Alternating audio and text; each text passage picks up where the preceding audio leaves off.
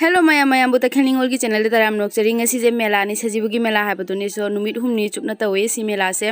aduga khoi asi ahan bada wana saba kai kai no adu yeng balak pane aduga mela se dum mi su tilli aduga hat dukan di hai fe dum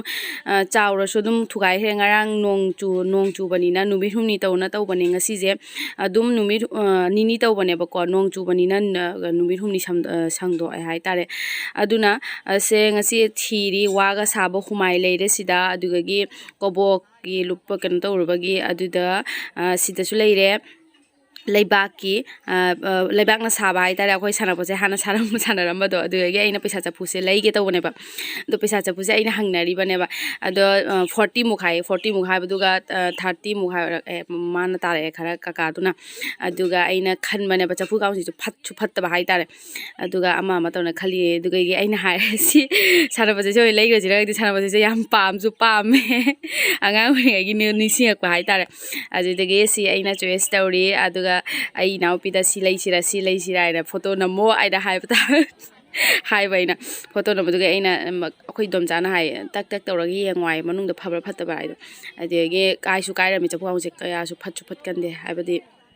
पैसा पीना लेबनी ना खरा सु choice तो नहीं मुत्ताई दना दे अखोई ना पिना रे सी यंगो ना दे अइना मखा से तम येंग मखा से खरा चाय बा हाई तारे अखोई गी काय बेगी मवोंग द लाक बा हाई तारे दुगी केनो तो बा दो अइना चॉइस तो रे अम मम दना दो लेबुदी लेनिंगे मयामा दो फत छु फत बनी ना मया केनो तो दो अम हक्तंग लेगे तो बने अदुगा अम खक लेबो सिदे यंगो तो तौरी से क्याम सुना क्या तनो यंगो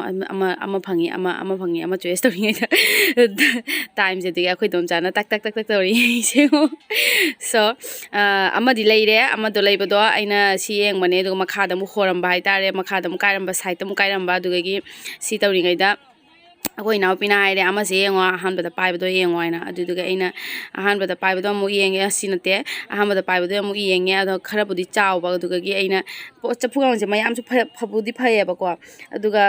long lasting oi ga chapu do adu oi da ba aduga sina khara piktak oi ba hai tare sina piktak hoi aduga 30 mu habda habdo 30 mu habdo di aina mu sina mu lauge tawraga 20 mu haraka draina so choice story adugi yeguni se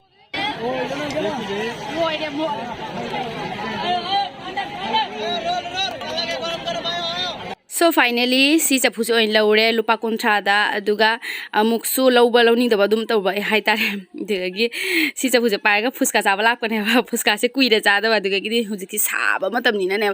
yumdi mapan ju thokan de aji aduna ina fuska cha ga lak pani mela sida ade fuska cha ge to boduga khoi naw pina ai cha roi pung ga do ma lai moina metli se uraga ade chara kalai de gi cha ram dai si cha ni ek thoke na to bane do cha hi ge ngai ko adude ina chari matam duda sadi matam duda inau pina size paita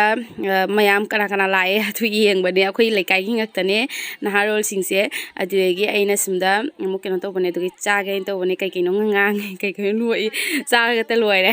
ado angang singse tan thok to roina baina angang singse tan thok matung duda aina changa cha duina ba yengo badu so ai chage tawri ado chare khara hawa wale aduna in rupa tara kita chara ni sidagi aduga next kai chan so sida mugla aing bathak kaina ado aing bathak pase lupa tara gi glass amado lupa tara gi ne lebu sarbat ki ado si aing base thakke to bane aduga yengage hawbraina de thae tange kya hawte si su thum namjira kainom tawe ising se nungai trira kainom tawe hawsu hawte kainta aduna khara thaaga dum chatle amu mera phamda yengase so channel loi ko dadi mela ma phamda changma ngamdre ba maramdi mi khutin do leitre haibadi ahan bada lakpo matam na mi amta leramde kya leramde haibadi ado hojik ne ngomi khutin se ba changpham kanong ngamdre ba dugai sumda su dugai mathakte kapa tare aduga mayam na su yengnari kaino kapnari se kaino video tawnari saina adu aina mathakte oina kaplak pone ba khuchi thangala adugi akhoi domchana thanga tawa ga leina lerame aduga tawa se khandok ka khaning khandok jing to aina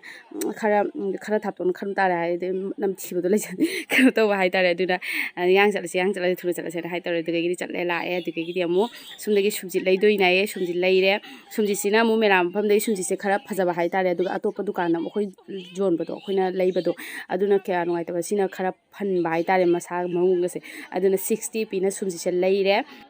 ꯑꯗꯩ ꯑꯩꯈꯣꯏ ꯑꯃꯨꯛ ꯁꯤꯗ ꯑꯃꯨꯛ ꯆꯪꯉꯦ ꯍꯥꯏꯕꯗꯤ ꯅꯨꯄꯤ ꯑꯣꯏꯕꯒꯤ ꯂꯩꯕꯒꯤ ꯂꯣꯏꯕ ꯅꯥꯏꯗꯦ ꯍꯥꯏꯗꯣ ꯑꯗꯨꯒꯤ ꯑꯩꯈꯣꯏ ꯃꯃꯥ ꯍꯣꯏꯒ ꯗꯝꯆꯥ ꯍꯣꯏꯒ ꯂꯥꯛꯇꯥꯔꯒꯗꯤ ꯁꯨꯃꯥꯏꯅ ꯑꯃꯨꯛ ꯁꯨꯒꯨꯝꯕ ꯗꯨꯀꯥꯟꯗ ꯑꯃꯨꯛ ꯆꯪꯕꯒꯤ ꯂꯣꯏ ꯅꯥꯏꯗꯦ ꯍꯥꯏꯗꯣ ꯗꯃꯥ ꯁꯨꯝꯅ ꯈꯜꯂꯤ ꯁꯨꯝꯅ ꯑꯃꯨꯛ ꯈꯜꯂꯤ ꯑꯗꯨꯗꯒꯤ ꯑꯗꯨꯝ ꯄꯣꯠ ꯆꯩꯁꯨ ꯈꯨꯇꯥꯡ ꯑꯃ ꯀꯣꯟꯇꯦꯛ ꯑꯃ ꯍꯪꯉꯨꯕꯗ ꯂꯨꯄꯥ 400 ꯍꯥꯏꯅ ꯍꯥꯏ ꯇꯋꯥꯁꯤ ꯁꯤꯗ ꯑꯣꯏꯅ ꯐꯖꯔꯝꯃꯦ ꯑꯗꯨꯒꯤ ꯕꯥꯜꯇꯤ ꯑꯃꯨꯛ ꯈꯜꯂꯦ ꯕꯥꯜꯇꯤꯁꯤꯅ ꯑꯩꯈꯣꯏꯅ ꯅꯍꯥꯟ ꯄꯨꯈ꯭ꯔꯤꯗ ꯂꯩꯕꯥꯛ ꯀꯣꯠꯄꯗ ꯕꯥꯜꯇꯤꯗꯣ ꯍꯣꯅ ꯂꯩꯔꯝꯃꯦ ꯑꯗꯨꯅ ꯍꯧꯖꯤꯛ ꯁꯪꯒꯣꯝ ꯁꯨꯝꯕꯒꯤ ꯕꯥꯜꯇꯤꯁꯦ ꯑꯣꯏꯅ ꯂꯩꯕꯅꯦ ꯑꯩꯈꯣꯏ ꯗꯝꯆꯥꯅ ꯑꯗꯨꯗꯒꯤ ꯀꯩꯅꯣ ꯇꯧꯔꯤ ꯃꯖꯕꯨꯠ ꯑꯣꯏꯕ꯭ꯔꯥ ꯍꯥꯏꯅ ꯌꯦꯡꯉꯤ ꯀꯟꯕ꯭ꯔꯥ ꯈꯣꯠꯄ꯭ꯔꯥ ꯍꯣꯕ꯭ꯔꯥ ꯈꯣꯠꯄ꯭ꯔꯥ ꯍꯥꯏꯅ ꯀꯩꯅꯣ ꯇ꯭ꯔꯥꯏ ꯇꯧꯔꯤ ꯌꯦꯡꯉꯤ ꯑꯗꯨꯒꯤ ꯃꯇꯨꯡꯗ ꯂꯩꯔꯔꯣꯏ ꯍꯥꯏꯅ ꯑꯃꯨꯛ ꯊꯝꯈ꯭ꯔꯦ ꯃꯇꯨꯡꯗ ꯑꯃꯨꯛ ꯖꯤꯂꯥꯕꯤ ꯆꯥꯅꯤ ꯍꯥꯏꯅ ꯇꯧꯔꯦ ꯃꯦꯂꯥ ꯆꯠꯂꯗꯤ ꯑꯩꯈꯣꯏ ꯖꯤꯂꯥꯕꯤꯁꯤꯅ ꯕꯦꯁꯇ ꯑꯣꯏꯕꯅꯦꯕ ꯍꯥꯏꯕꯗꯤ ꯑꯩꯈꯣꯏ ꯁꯤꯗ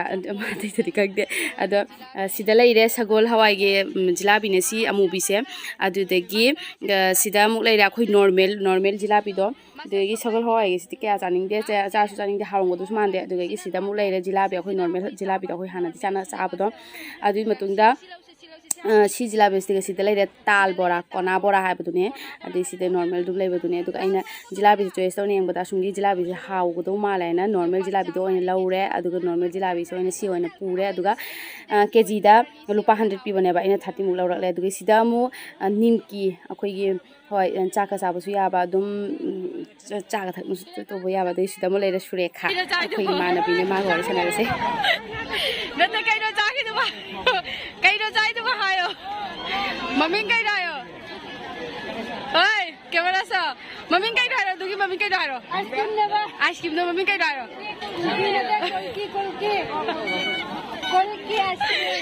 ꯁꯣ ꯁꯤꯗ ꯑꯃꯨꯛ ꯆꯥꯔꯦ ꯆꯥꯠꯁꯦ ꯃꯝꯅ ꯂꯥꯛꯑꯦ ꯑꯗꯨꯅ ꯑꯩꯈꯣꯏ ꯏꯅꯥꯎꯄꯤꯗ ꯍꯥꯏꯔꯦ ꯂꯥꯏꯠ ꯊꯥꯜꯂꯣ ꯍꯥꯏꯅ ꯑꯗꯨꯗꯒꯤ ꯁꯤꯅ ꯃꯍꯤ ꯉꯥꯛꯇꯪ ꯍꯥꯞꯄꯛꯑꯦꯕ ꯑꯗꯨꯒ ꯑꯩꯅ ꯇ꯭ꯔꯥꯏ ꯇꯧꯕꯅꯦ ꯑꯗꯣ ꯈꯔ ꯃꯣꯔꯣꯛ ꯁꯥꯔꯤꯉꯩ ꯆꯥꯗ꯭ꯔꯗꯤ ꯅꯨꯡꯉꯥꯏꯇꯦꯕ ꯑꯗꯨꯅ ꯆꯥꯔꯦ ꯍꯥꯎꯋꯦ ꯌꯥꯝꯅ ꯑꯗꯨꯗꯤ ꯑꯩꯈꯣꯏ ꯆꯠꯄꯒꯤ ꯊꯣꯛꯂꯛꯄꯗꯨꯗ ꯃꯤ ꯈꯨꯇꯤꯟꯗꯣ ꯂꯩꯇ꯭ꯔꯦꯕ ꯑꯗꯣ ꯑꯩꯅ ꯕꯦꯛ ꯀꯦꯃꯦꯔꯥꯗꯒꯤ ꯇꯧꯕꯅꯦ ꯑꯗꯨꯗꯒꯤ ꯁꯨꯝꯗ ꯕꯖꯥꯔ ꯀꯔꯤ ꯀꯔꯥ ꯌꯣꯜꯂꯤ ꯑꯗꯨꯗꯒꯤ ꯑꯩꯈꯣꯏ ꯁꯨꯝꯗ ꯑꯣꯏꯅ ꯆꯠꯇꯣꯏꯅꯦ ꯃꯝꯃꯦ ꯌꯥꯝꯅ ꯑꯗꯨꯗ ꯁꯤꯗ ꯑꯣꯏꯅ ꯚꯤꯗꯤꯑꯣꯁꯦ ꯂꯣꯏꯁꯜꯂꯒꯦ ꯉꯁꯤꯒꯤ ꯃꯦꯂꯥꯒꯤ ꯚꯤꯗꯤꯑꯣꯁꯦ ꯀꯃꯥꯏꯅ ꯇꯧꯒꯦ ꯑꯗꯣ ꯀꯣꯃꯦꯟꯇ ꯍꯥꯏꯕꯤꯔꯝꯃꯣ ꯑꯗꯣ ꯅꯦꯛꯁ ꯚꯤꯗꯤꯑꯣꯗ ꯊꯦꯡꯅꯁꯦ ꯕꯥꯏ ꯕꯥꯏ ꯇꯥꯇꯥ